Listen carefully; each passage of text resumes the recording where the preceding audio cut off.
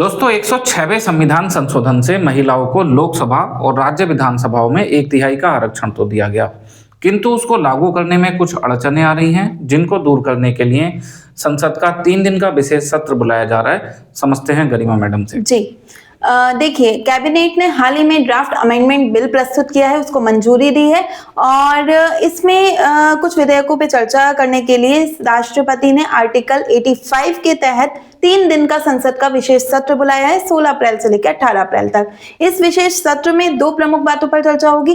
पहली की जो लोकसभा में सीटें हैं उनमें 50% की वृद्धि की जाए। जो अभी वर्तमान में 543 सीटें हैं उन्हें बढ़ाकर 816 किया जाना चाहिए। और दूसरी जो नारी शक्ति वंदन अधिनियम है या 106वां संशोधन अधिनियम है संविधान का, उसमें भी संशोधन पे चर्चा होगी। ठीक है, तो इस अधिनियम में क्या कहा गया था नारी शक्ति वंदन अधिनियम में कि 2029 के जो लोकसभा चुनाव होने हैं उनसे पहले 2027 की जनगणना के आधार पर परिसीमन या डिलिमिटेशन एक्सरसाइज कराई जाएगी और फिर उसके आधार पर संसद में सीटें रिजर्व की जाएंगी। लेकिन अब नया संशोधन में सरकार कहना चाह रही है कि ये जो परिसीमन है वो 2027 की जनगणना के आधार पर ना हो बल्कि 2011 की जनगणना के आधार पर हो। और सरकार ऐसा क्यों कर रही है?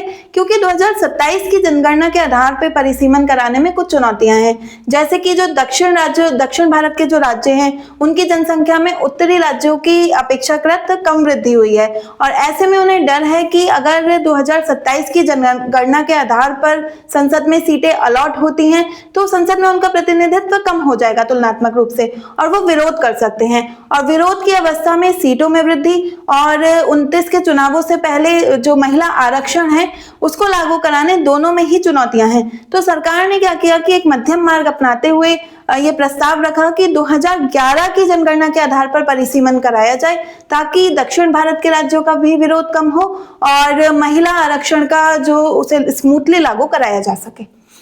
तो 18 अप्रैल के बाद इस मुद्दे में क्या होता है उसे जानने के लिए हमें सब्सक्राइब करें और कमेंट बॉक्स में अपनी राय इस मुद्दे पर जरूर बताएं कि सीटों की संख्या बढ़ाने को लेकर आपकी क्या राय है। जय हिंद, जय भारत।